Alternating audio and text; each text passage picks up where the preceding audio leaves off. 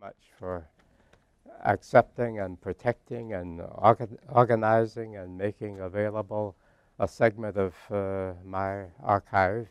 The years from, I guess, my beginnings, professional beginnings, until I left Columbia to go to Yale, are at the Schomburg Library in New York City, which is probably the world's largest collection of cultural and intellectual resources from the African diaspora, at least as it is represented in North America, although the Schomburg is named for an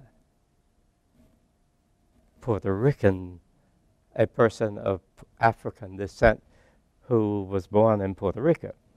And there's a reasonable collection of Caribbean material in the Schomburg.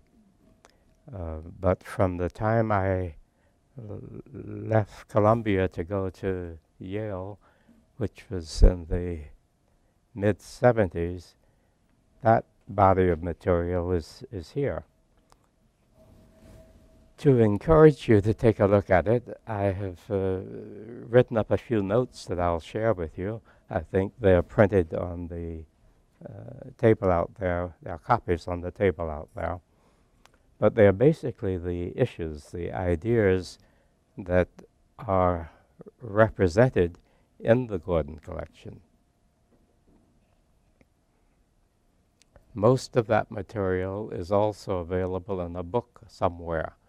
I think there are about 22 books and a 3-year journal series, the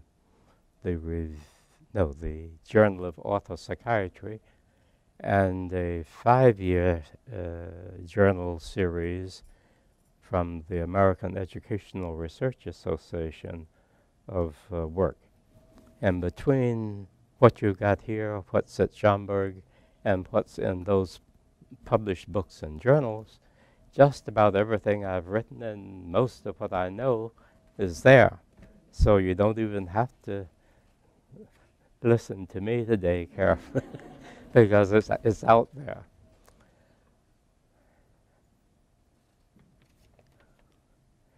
As you look through that material, one of the things I hope you will note is that there is no single set of ideas. I'm a kind of in my career, I have tended to steal ideas, a few that are original with me, but I'm an applied social scientist. I have taken knowledge out there. I think in one volume of my memoir, which is here, 3 volumes, but in one volume I talk about using the master's knowledge.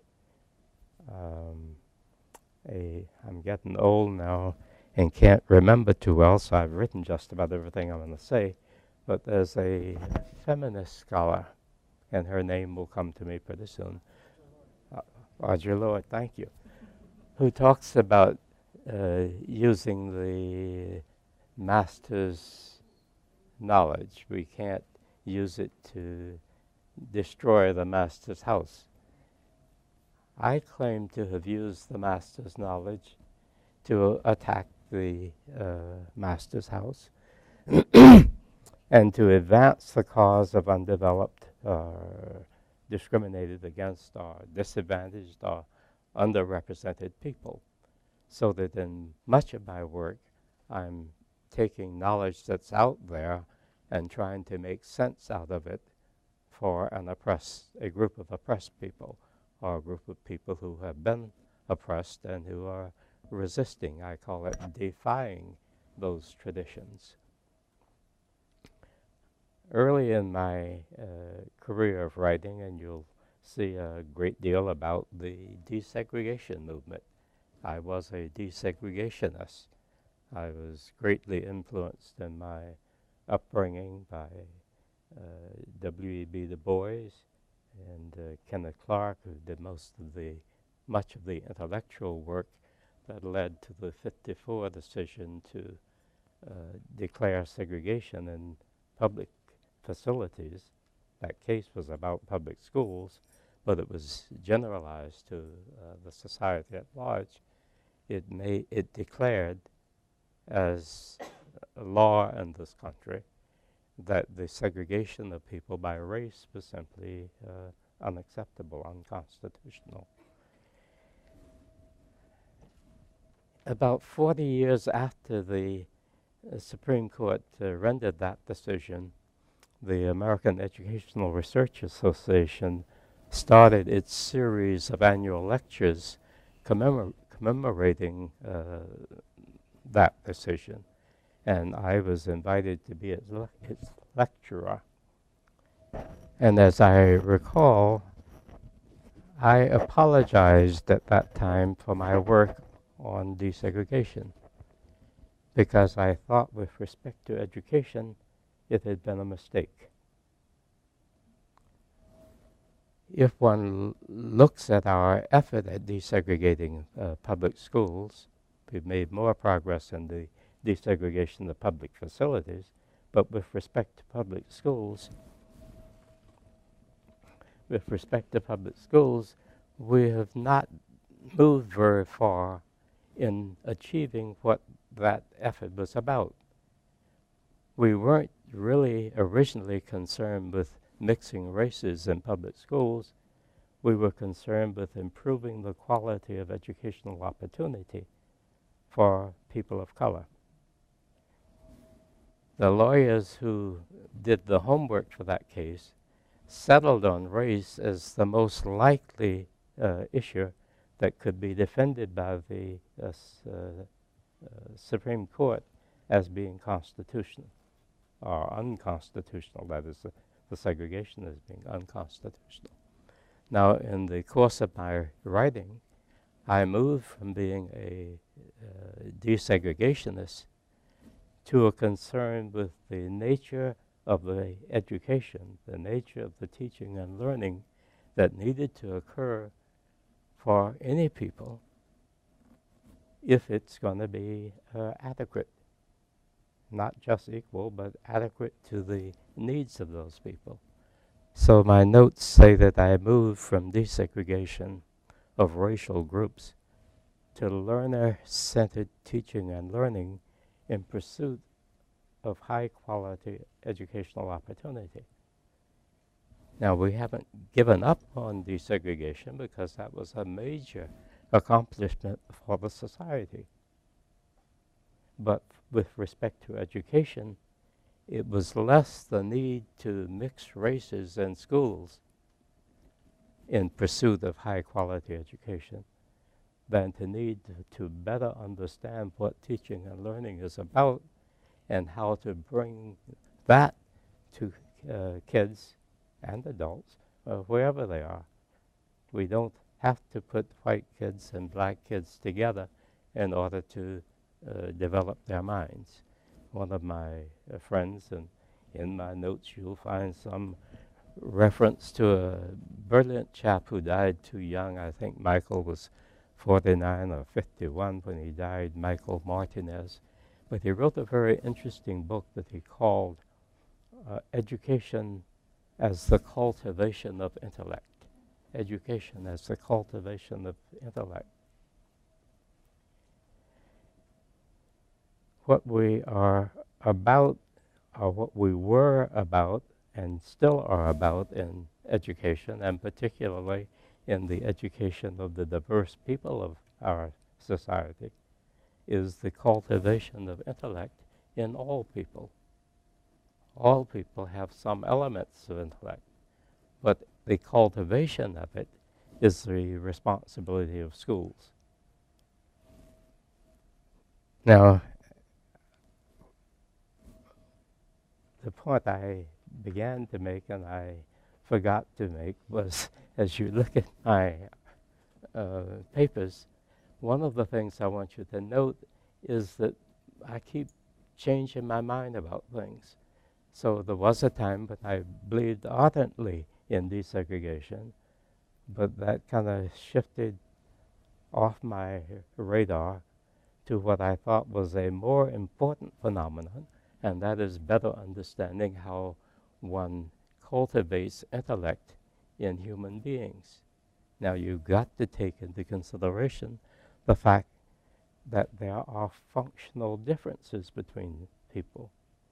Again, looking at shifts in what I wrote about, I began the concern with diversity focused on diverse statuses, the education or undereducation of blacks, the undereducation of women, the undereducation of people for whom English was not the first language. The focus was on status groups. But once I began to think about linguistic differences in language, I realized that the real issue for educators has to do not primarily with the difference in the status of learners, but differences in the functional characteristics of learners. I get into some trouble these days with some of my black friends who don't like the idea of de-emphasizing race. I won't get into that debate and haven't in much of my writing, but I do strongly argue for, and you will notice the shift from this concern, the status of populations, to the functional characteristics of individuals, and the need that education adapt itself to those functional characteristics. That somehow got me writing and talking about the canon and how narrow the canon was, say, in the 1940s and 50s when I began my professional career, so that you'll see a lot of my writing about expanding the canon. And I wanted to make sure that what black people thought about and wrote about and lived was somehow included in the canon.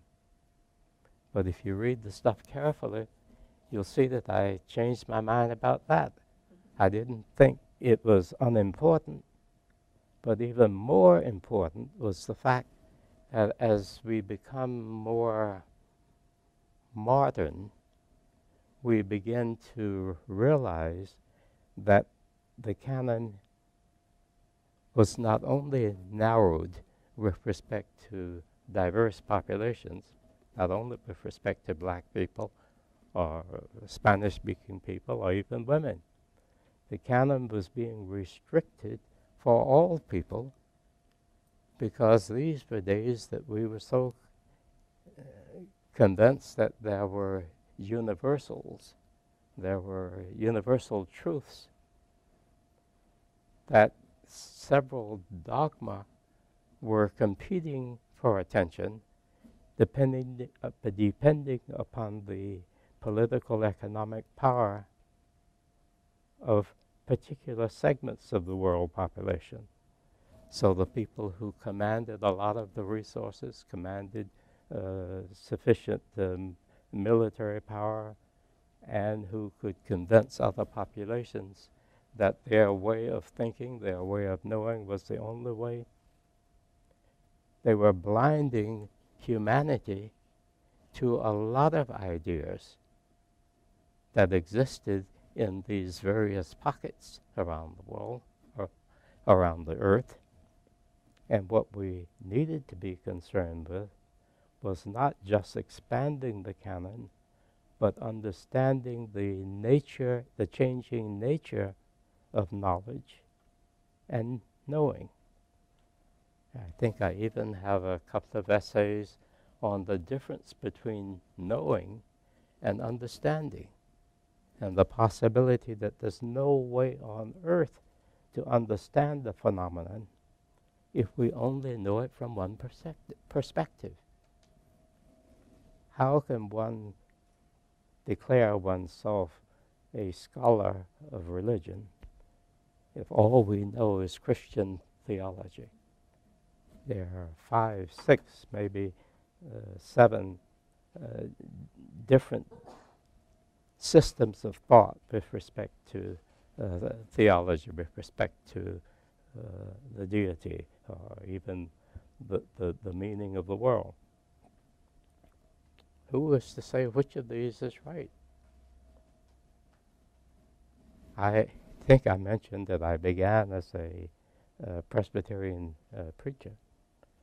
In the course of becoming one in divinity school, I began to recognize the limits of Christian thought and how, if I were going to be an intelligent person, I had to understand conceptions of God, conceptions of the relationships between humans and the world in which we live, relations between each other, from the perspectives that generations after generations have pursued as human beings have tried to understand these things.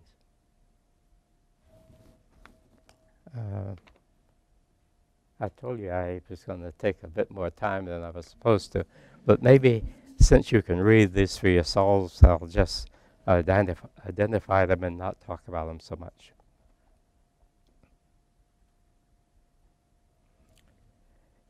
Early in my career, I was writing about heredity and environmental forces in the shaping of behavior.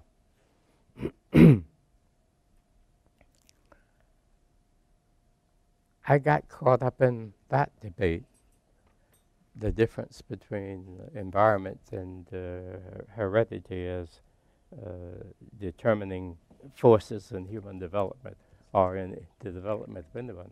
Thank you very much.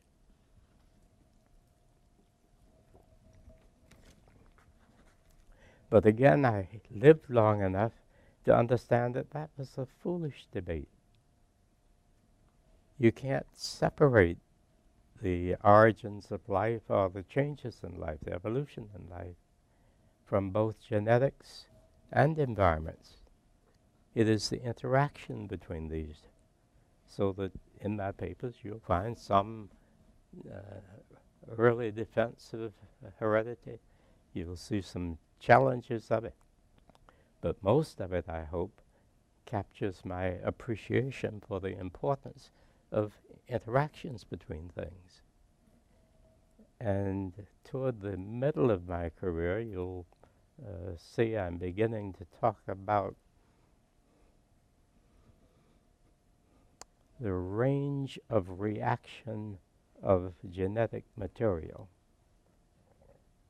The behavior geneticists advanced the notion along about 1960, mid-60s, I guess, that genetic material has such a wide range of variation, of possibilities for variations, depending upon those interactions, that we get the variety of human appearances, characteristics that we can see just in this room.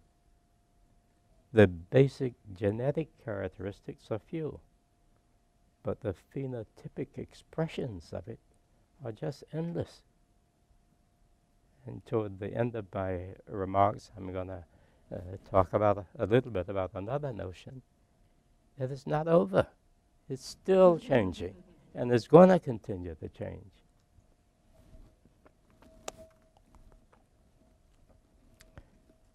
I have a group of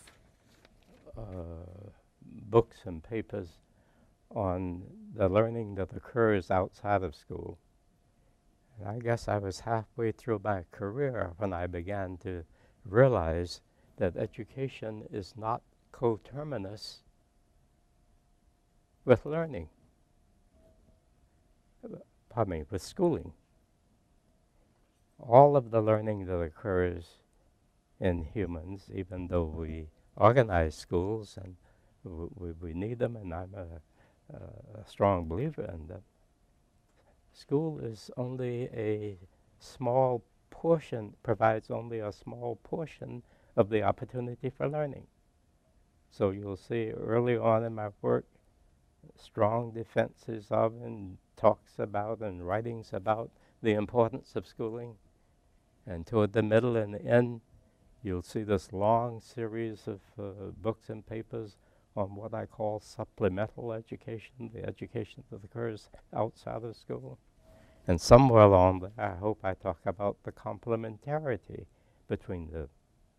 If we are going to educate masses of people and diverse people, the public needs to assume responsibility for organizing some formal education.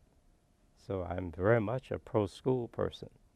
My late wife got disturbed when I was talking too vigorously about supplementary education because she spent about 15 years of her life on the local school board, and she believed in public schools. And I believe in public schools, but I also believe in family as educator.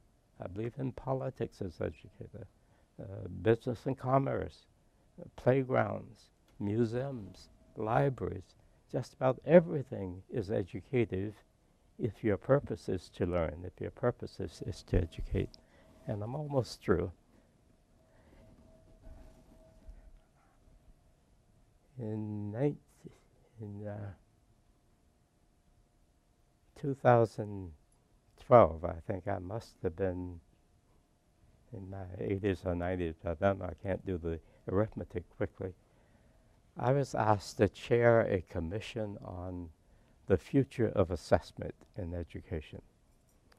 And that commission produced a huge report that the field tended to ignore, but you'll find it in my papers.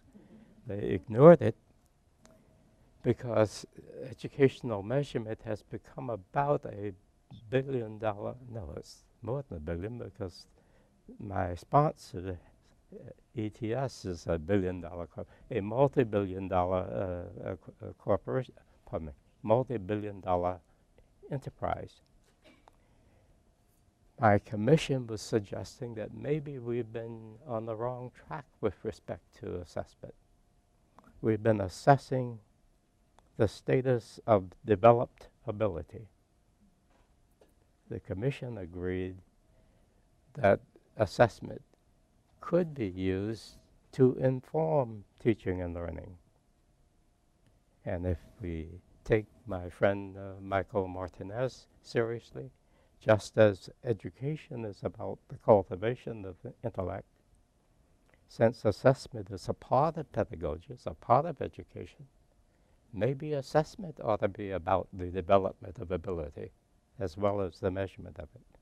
So you'll see early in my writings, long discussions about how to make assessment more equal, how to make it more democratic. And if you follow that work to my 9th decade, I'm talking about not so much how we better measure ability, but how we use assessment and measurement to create the thing that we're trying to measure. Learning, the production of knowledge, and our efforts at understanding both are dynamic processes. I hope you're gathering that from what I'm talking about. They are subject to continuing change. Even truths can become obsolete. Now you'll find a little of this in the book literature, more in the journal and the notes. I was influenced by Stephen Hawkins, who sometime before he died was talking about multiple universities, the possibility that when Big Bang occurred, many universities, UNIVERSES,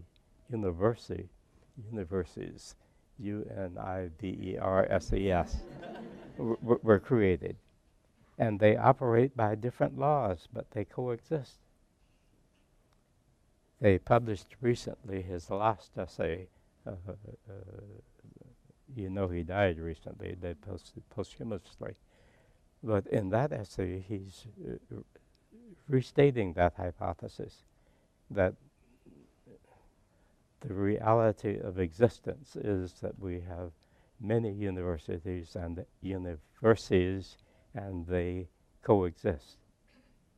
But he also reminds us that if you take his writing seriously, these universities are still being created, still occurring. But because they operate under thought systems, theoretical systems, that are different from that we know, we don't even know they exist. But he reminds us that even the one we know is in constant change, and if we are to know or understand, we've got to appreciate those changes. Then along comes a woman, feminist theorist, who is a theoretical physicist, who isn't sure whether there's one or many, but she favors the notion of these many universities, but she says the reality of the universe, that she argues that the reality of the universe that we know, the reality of it is that it is multiple, and it is multiplex because human beings pretty much create their own universities, their own realities. Let me use that term, I can say it better. We create our own realities. And even though we agree on some forms and are able to manipulate them, because many folk believe in gravity and these theories we sometimes think of as universal, but what they mean to each of us, if we take the existentialist seriously, it's clear it's time for me to quit. I'm tired.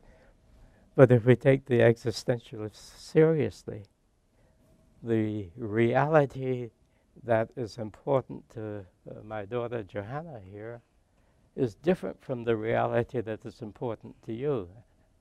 Their meanings are different. A part of democratic living is sharing them and trying to appreciate them. Possibly the highest form of intellect is that enables any one of us to examine multiple possibilities, even though we are convinced that the thing I experience as my reality is at least important, if not the real one. I was talking to one of my grandchildren recently and trying to encourage her to be more open to some different perspectives. And she listened very carefully and later on reminded me that I needed to take my advice seriously because I'm so convinced that I know what I'm talking about. But at 97, I have realized that I'm not as right as I thought I was, or knew I was at 37. There's not much that's so real that I shouldn't listen to what other people are perceiving. And I hope as you plow through my stuff, you won't take it too seriously, but appreciate the constant change. And I hope it's a constant change for the better. But thank you very much.